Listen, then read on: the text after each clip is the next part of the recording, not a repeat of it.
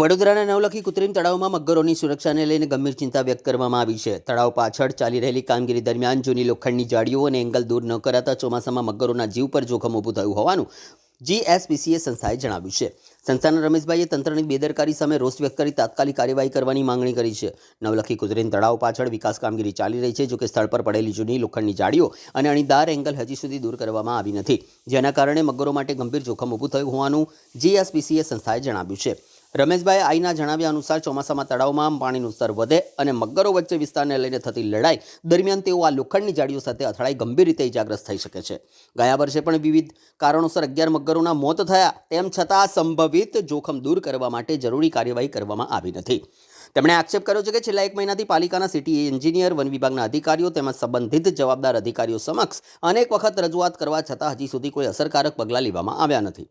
સંસ્થાએ માંગણી કરી છે કે વરસાદ વધુ પડે અને કાદવ વધે તે પહેલાં DR અગ્રવાલ એજન્સી દ્વારા હાઇડ્રા મશીનની મદદથી તાત્કાલિક જૂની જાળીઓ અને લોખંડના એંગલ દૂર કરવામાં આવે, જેથી મગરોના જીવને જોખમ ન રહે. તેમણે ચેતવણી આપી છે કે જો તંત્રની બેદરકારીના કારણે કોઈ મગરનું મોત થશે તો જવાબદાર અધિકારીઓ સામે કાયદેસરની કાર્યવાહી કરવાની ફરજ પડશે. હવે જોવાનું એ રહેશે કે તંત્ર આ રજૂઆતોને ગંભીરતાથી લઈ સમયસર કાર્યવાહી કરે છે કે નહીં. જી હા, મારું નામ રમેશભાઈ.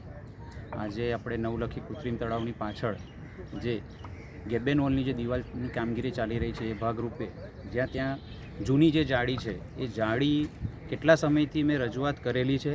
એમાં સિટી એન્જિનિયર જે છે અહીંના જે ઇન્ચાર્જ દિવ્યાંગ મોદી તથા અહીં DFO એમને રજૂઆત કરી છે, RFO આમના તરફથી છેલ્લા 1 મહિનાની અંદરથી રજૂઆત કરીએ છતાં આ જાળીઓ નીકળતી નથી. હવે તમે જુઓ કે ચોમાસું બેસી ગયું છે, પાણીનું સ્તર વધી રહ્યું છે અને અમુક વાર એવું થતાં કે નદીમાંથી મગર જ્યારે બહાર આવતા હોય છે. હવે જ્યારે આવીને જો આ મગર અંદર ટેરેટી ફાઇટ થાય કે મગર ઉપર ચડવામાં થાય તો આ એંગલ એના પેટમાં વાગીને એને નુકસાન કરી શકે છે.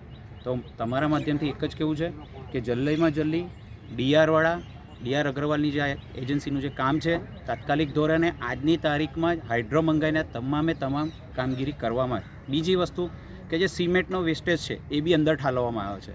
આપણે સિમેન્ટની કામગીરી ના થાય એની માટે ગેબિયન વોલ બનાવ્યો છે પથ્થરોની, એટલે નેચરલી રહે.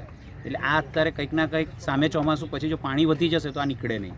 એટલે મારી માંગ એટલી જ છે કે વહેલી તકે આ જાળીઓ નીકળે, જેથી વન્યજીવને કોઈ નુકસાન ના થાય. અને જો કોઈ બી નુકસાન વન્યજીવને જો થાય, કોઈ મગર મરી જાય તો આપના માધ્યમથી જ કહું કે DFO સાહેબ તાત્કાલિક ધોરણે DR અગ્રવાલ જોડે આપણે કાનૂની કાર્યવાહી કરવા માટે તૈયારી રાખજો. GSPCA સંસ્થા વન વિભાગને કરેલી છે, વન વિભાગના RFO અનિતા બારિયાને કરેલી છે, કોર્પોરેશનની અંદર દિવ્યાંગ મોદીને કરેલી છે, વન વિભાગના ઉચ્ચ અધિકારી DCF ધનંજય સાધુને કરેલી છે. આ તમામ અધિકારીઓને આપણે જાણ કરી ચૂકેલા છે, પણ હજુ સુધી કોઈ પણ સચોટ કામગીરી નથી થઈ. હવે કાલે રાતનો જ વરસાદ હતો કે 3 ફૂટ પાણી વધી ગયું છે, હવે અડધી જાળી અંદર છે.